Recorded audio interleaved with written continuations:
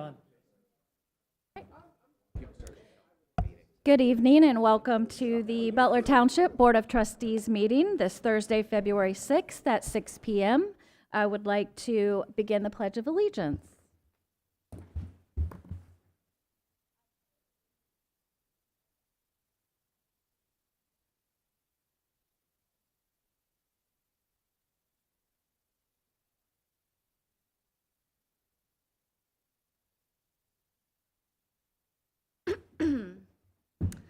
All right, so thank you all for coming tonight. We're excited to unveil the new updated comprehensive plan that our staff and our steering committee spent the better part of 2024 working on.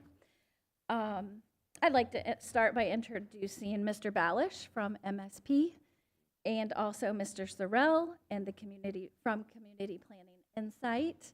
And if you guys would like to take over and begin your presentation, happy to listen.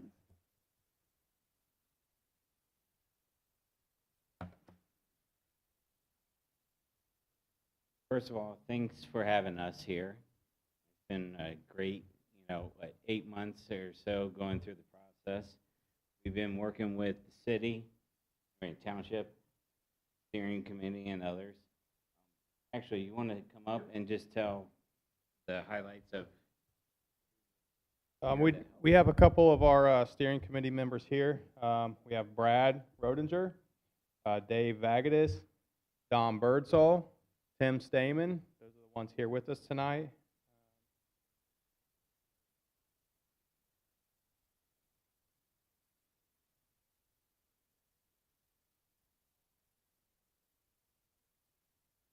It skipped the page. It Yeah, skipped the page. I think it's mine.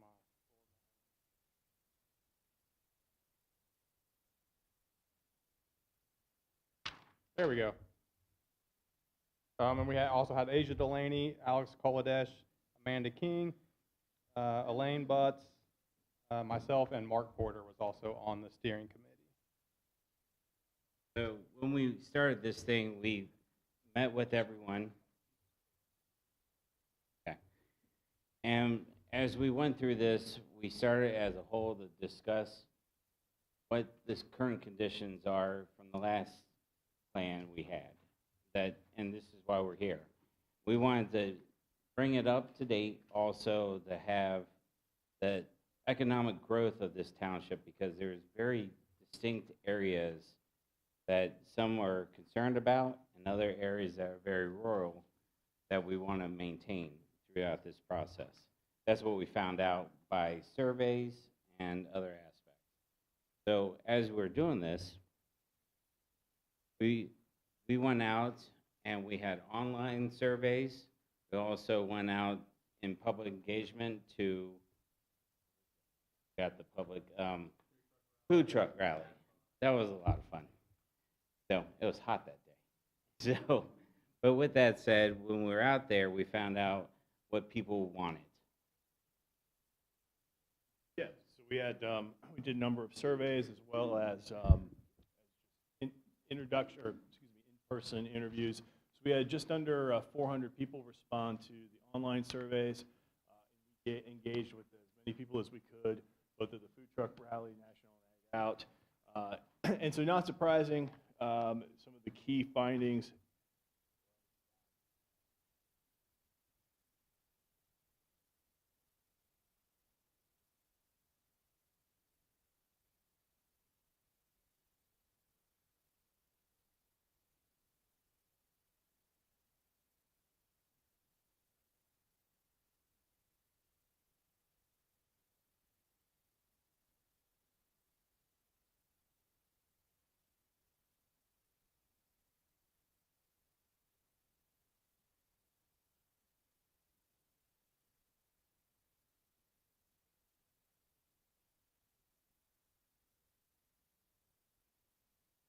Anyway, so out of that, Yeah, so the kind of the top 5 things we heard, people were most concerned in community values were safe neighborhoods, quality schools, a family-friendly place to live.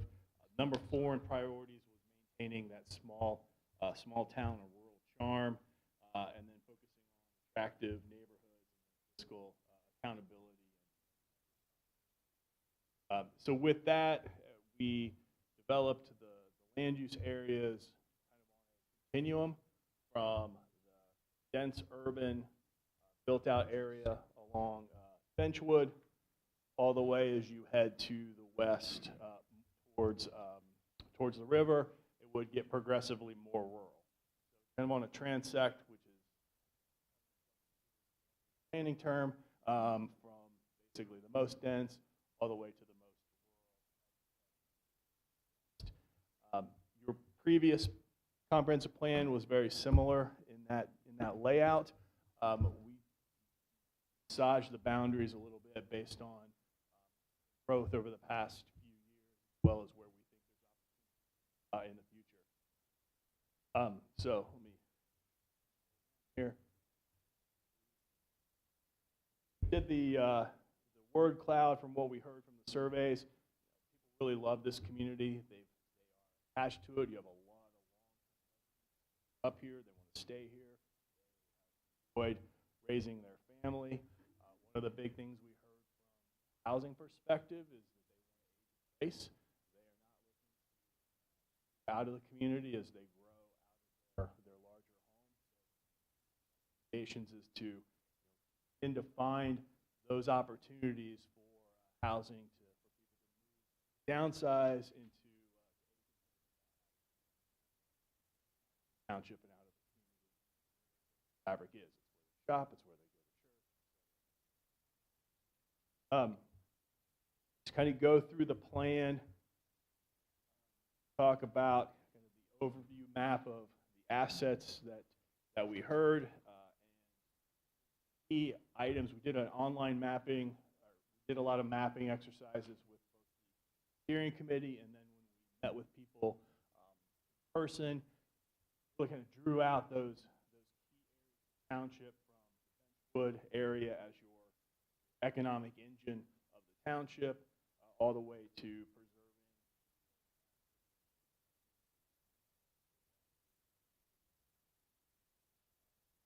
This page talks about kind of community trends, projections over the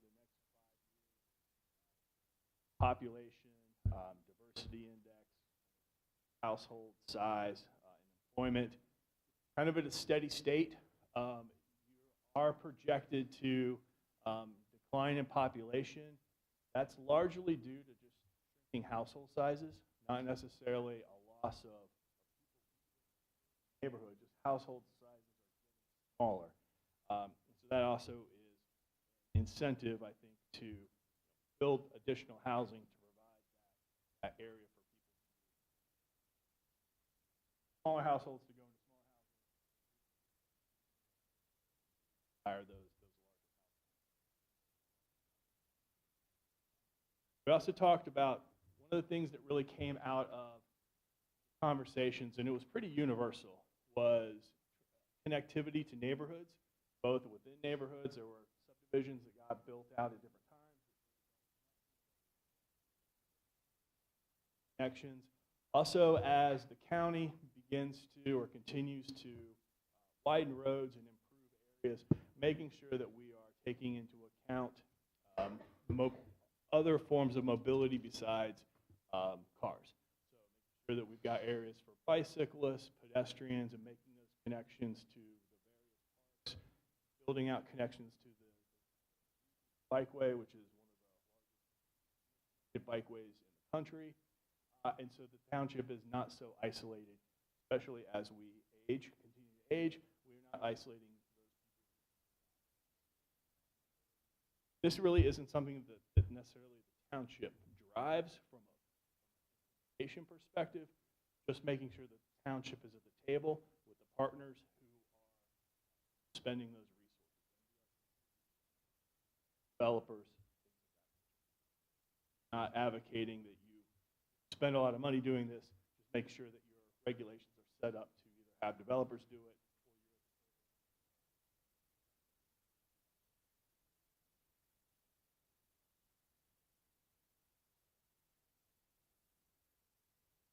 The next few pages are lifestyle segmentations, the tapestry. So Esri has been doing this for years. Prior to Esri, there was another group. They just, marketing purposes, us into certain types of classifications based on type, spending habits, that kind of thing. And so we laid out the top three, I believe, categories that comprise the population which is in the township. So the largest one is comfortable empty nesters, and these pages are just really kind of national averages that talks about the demographic as a whole. Township falls pretty much lock stop into these various I did notice we've got to slide out of order. So we have one that's specific to the township. It's at the back. We need to move to the front. That's why I think there was some confusion here.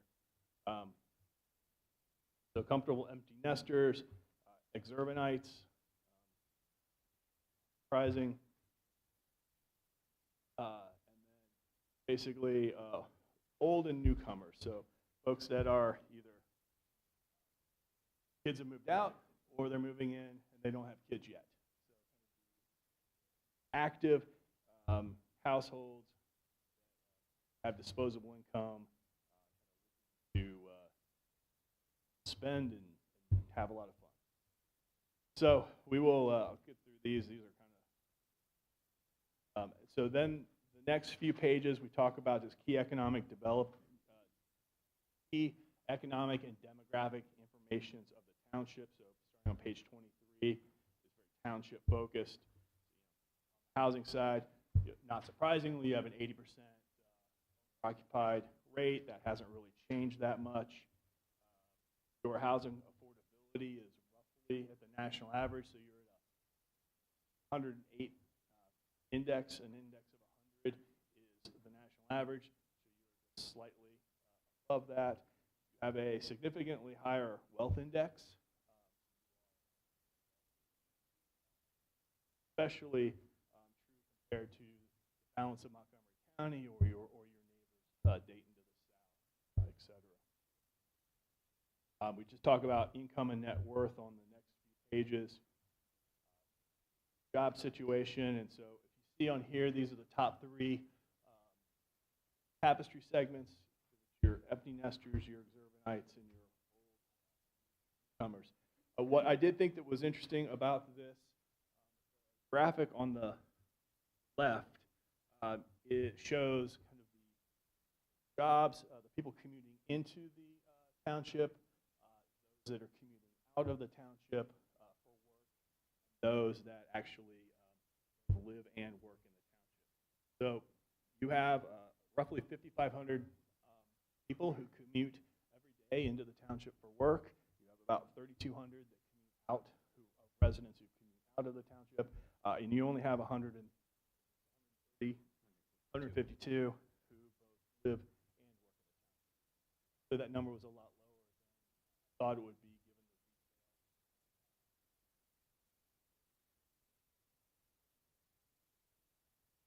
given the talk about then kind of the economic development profile, who's working here, what type of jobs they are. This is really, again, background information about the community. So then we'll get into what we're proposing. So get into connectivity. Really part of, we wanted to update your thoroughfare map where we thought major connections were, where major connections were made. So you are really at the crossroads, literally, of America at 75 in that southeast quadrant. So build on that, which is really focused on the side, east and north side. The proxy, obviously, us, the international airport has had a huge impact on the land use, annexations that have reduced your land area over. But we are proposing some reclassifications, minor reclassifications of the road, mainly to get on MVRPC's long-range plan to help funding. updating the classifications to major meeker. Again, just to get on, make sure you're on the long-range plan to attract federal and state funds. Talk about gateway finding. You want to talk about Yeah, sure. gateways? So out of these main roads here, we have an opportunity at some, we found that people didn't know you're coming into the township or even leaving the township. So there's certain areas and intersections where there's already proposed roundabouts or opportunities. People, you can say, here, we are coming into the township. So at certain, like Benchwood, for example, next page here was, I'm going to skip down, was signage of just saying, hey, we are here, Benchwood, Butler Township. We're also within this area. So with that signage. With that said, we also wanted to look at how, well, you're right next to a very major pedestrian, Stillwell, bike path, Stillwell, yes, bike path as well with the with the park. So people ride bikes around, especially up here. I live in Cincinnati. It's hilly.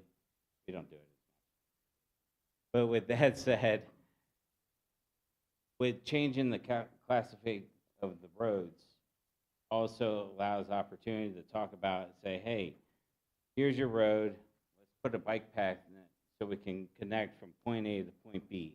If that's roundabout to roundabout or major roads from certain key areas from the rural all the way to Benchwood, for example, people would probably start to use that as a different means of transportation or just exercise. So this was, again, about signage and what's going on with new roundabouts, also the slow traffic. That's another reason why roundabouts are becoming more and more, because people have to slow down or you're going, well, bad things will happen. So actually, now this is the best part. 2006, there was many different classifications of land use within this area. Speak to this more. And the new classification of zoning, it's a very broad area. Yeah, so we have looked at how your land use has changed from the last decade. On your zoning code, we looked at land use codes. We looked at the zoning. We also looked at the auditor's land use code classification, which led us to have. We also looked at incentive districts, spur growth, and also to act as a defense station, especially JEDs, to stay at boundaries. Then here's really kind of the crux of the land use plan. There are a number of comprehensive plans that just focus on the land use. We're proposing to call these development pattern areas based on location and the land uses that are prevalent and the character based on what we heard. You want to take the community. We have 5 land use pattern areas. The names that came up with, and then the steering committee kind of landed on. So we have the 40 North development pattern area, which is the area largely north of 40, heavily influenced by the 75 and the airport, house distribution area, opportunity along that 75 corridor. The Stillwater River corridor, which just follows and runs the Stillwater River. River. We have the rural estates, the central neighborhood, and East Commerce. So within the plan, we also have kind of the vision images of what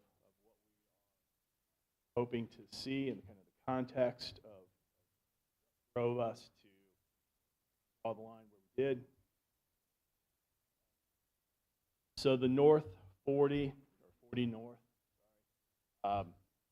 this is really to preserve kind of the jurisdictional integrity of what remains. There may be some areas that it's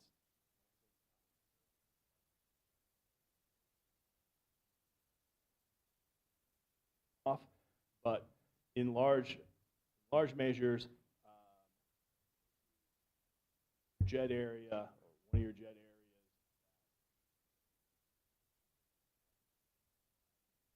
one of the things that we're recommending is that a small area plan be developed for that. That land use can go many different ways. Stay rural, residential, or I think what is likely to happen is you're going to see a lot of influence from the development. We've already seen.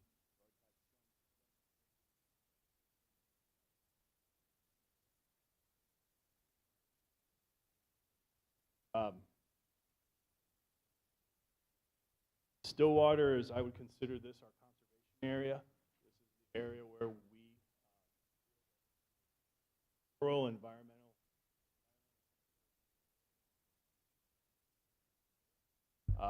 We do suggest that there be a western that is that's created in the township. There's not a lot of paths into the township on the west. Highlighted. Butler Township. Also a huge opportunity here to CD and make those missing connections.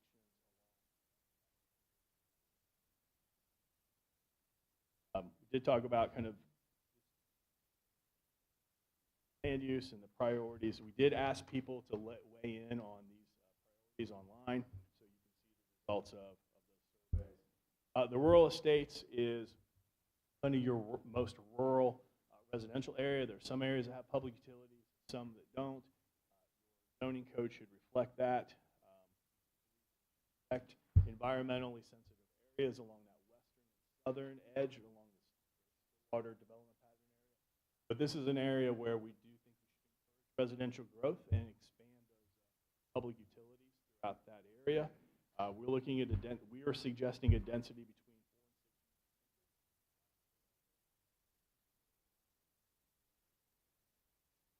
and 6 sewer systems, and that density is going to go down. Mr. Sorrell? Yes. Could you just step a little closer to the mic? Oh, I'm because sorry. our online viewers are not able to Oh, hear okay. as well. Yes, Sorry about sorry. that. Sorry to interrupt you. Okay. Yeah, no problem.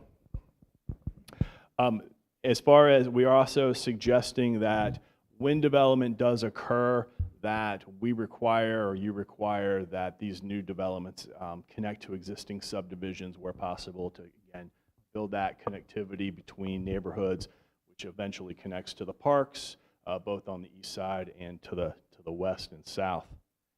The central neighborhood development pattern area is kind of your most dense residential area or medium dense single family.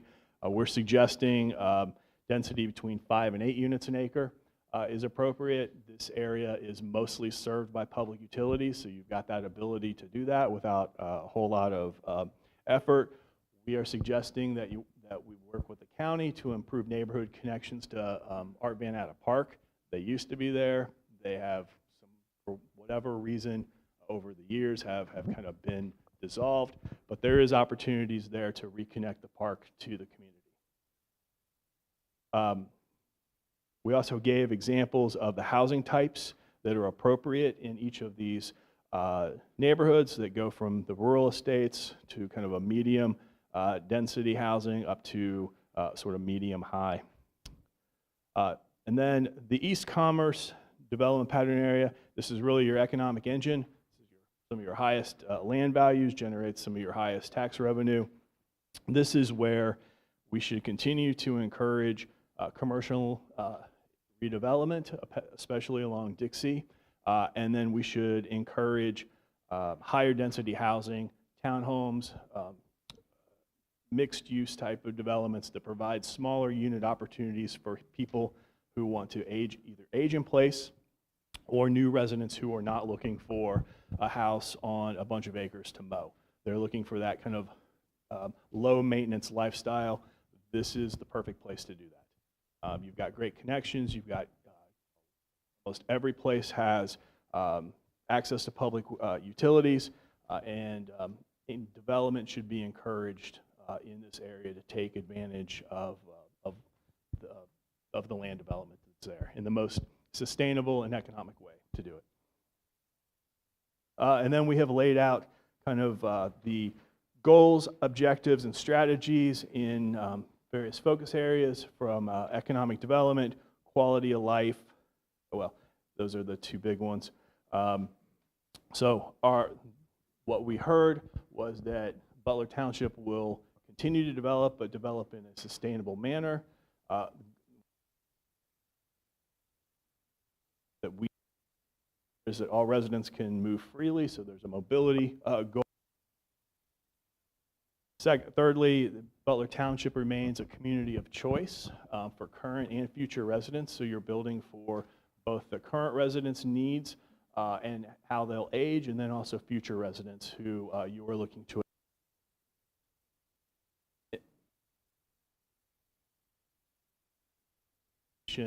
and foster community pride, really building that community, which you've been doing very well through your partnerships with Vandalia and also the various festivals and community events that the police put on, the fire department puts on. So that's kind of it in a nutshell in a half hour.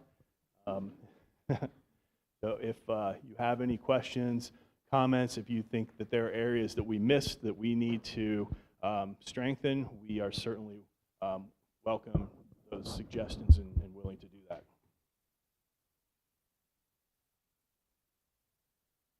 All right, thank you, gentlemen. That was very well done.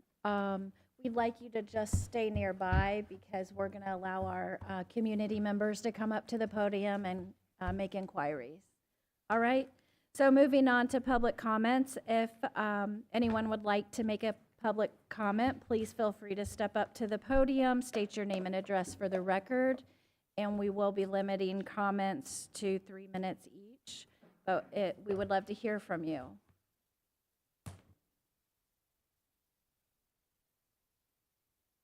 No comments or questions for our consultants? Okay, seeing none. Just a big thank you to everyone who participated, our community members, our staff.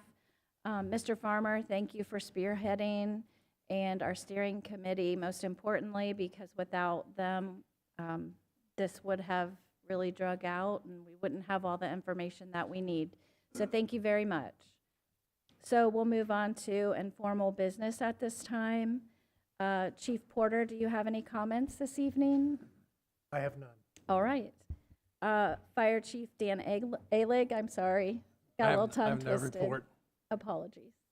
All right, anything for us? I have No? no report. All right. Service Director Jeff Barnett? Nothing? All right. Ms. Vogel? Yes, I just wanted to say thank you to the consultants and also the community who participated in the comprehensive plan update.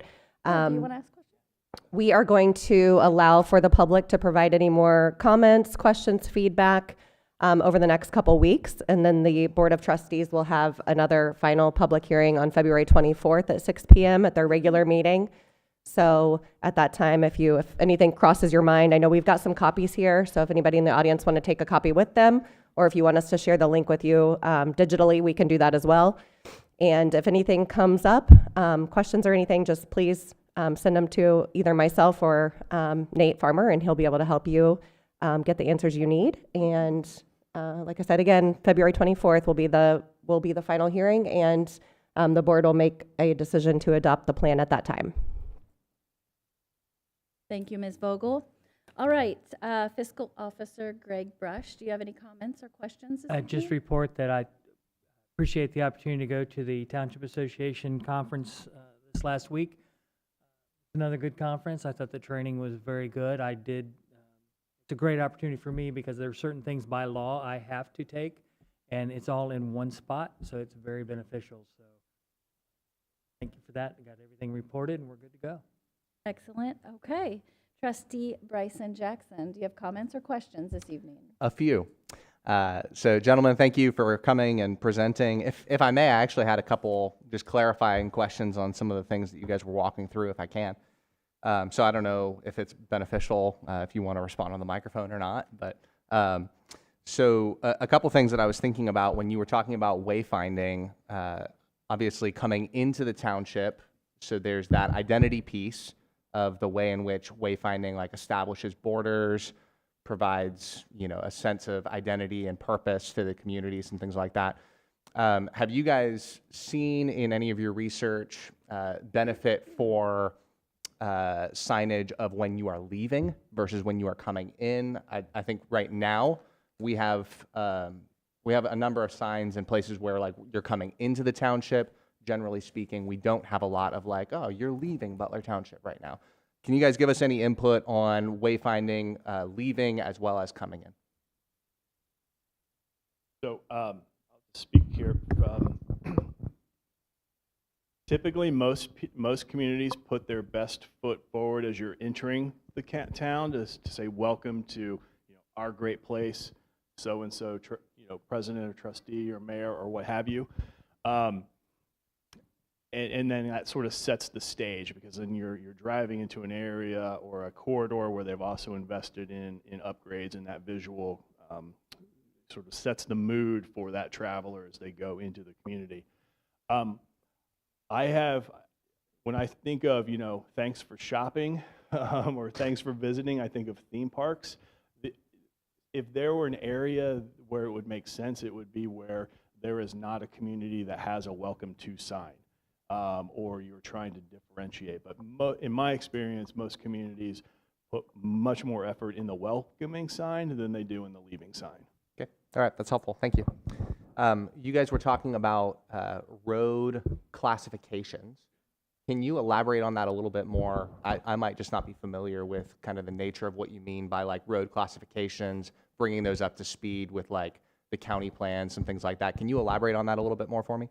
Yeah, so it's slightly different in townships because you've got local township roads, you have county roads. You're responsible for township roads. County is responsible for basically everything else. Within the larger hierarchy, there are interstates, arterials, collectors, and local roads, and then there are slightly different subgrades of those. When you're looking at the long-range transportation plan that the MVRPC puts together, which the federal dollars flow from there, state dollars flow from there based on the classifications. So if there is more money that flows to arterials and collectors, those are kind of the roads for everybody, so to speak, and local roads are mostly paid for by the local jurisdiction. So the county, the MVRPC, when you're on their plan as a major arterial, or major collector, you are opening yourselves to funding opportunities from just a larger pot of money that doesn't exist if your road classifications that are a lower classification. That's basically it. Understood. So when the classification is largely based on volume. Okay. So. All right, awesome. And so when you were talking about like bike paths, for instance, and some things like that, if there's a different classification, it opens up possibilities for us to be able to incentivize those kinds of opportunities to come in the future. It does, and making sure that you're when you're talking about bikeways, making sure the bikeways or your planned bikeways are on the MVRPC's maps, the county maps, so that they're thinking about this as they are either acquiring enough right-of-way for them or thinking about it in their long-range plan. So there's money for the street itself. There's usually another pot for what they call, now it's called, I believe, TA, Transportation Alternatives. It used to be TE, Transportation Enhancements. So every administration changes the name, but it's basically money for cars and money for everything else. And you want to make sure your everything else is on the maps. Okay, that's helpful.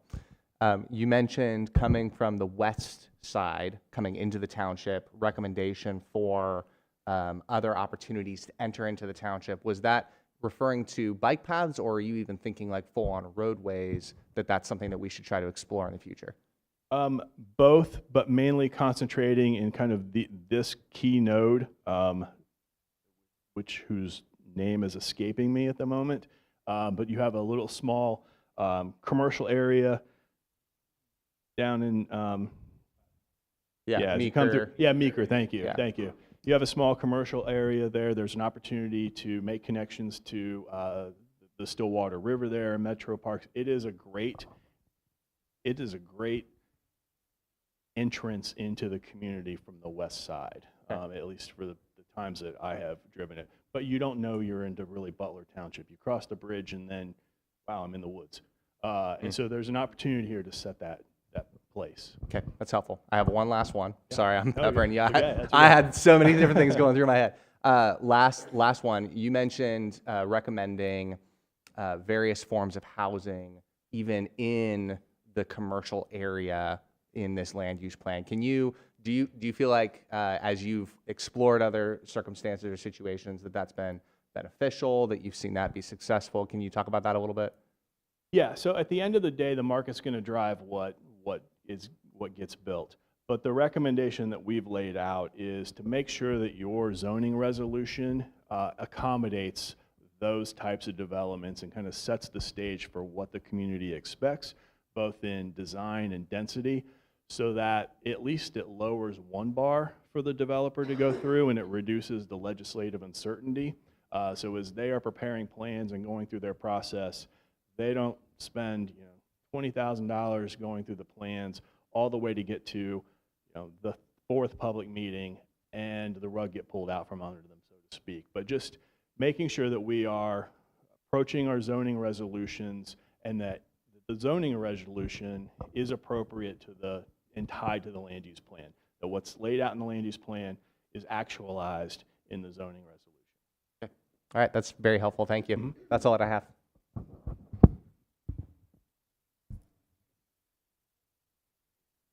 All right, yes, Vice President Mike Thein, do you have questions or comments? And I just want to thank all the committee members for all the time that you guys spent, and the residents and all that stuff. So this is very helpful, and appreciate your time. Thanks. All right, I also love several key points about the comprehensive plan designating the major collector roads. I liked that. I liked the wayfinding for various reasons to set boundaries and set an atmosphere for our community, and the aging in place and the single-story homes for older population that want to stay here. So thank you guys. Thanks to everyone. Thank you to everyone online who took time to watch. Do we have bills to pay this evening? Okay. All right. So thank you all for coming, and I'll adjourn the meeting at 6:41 p.m. Thank you.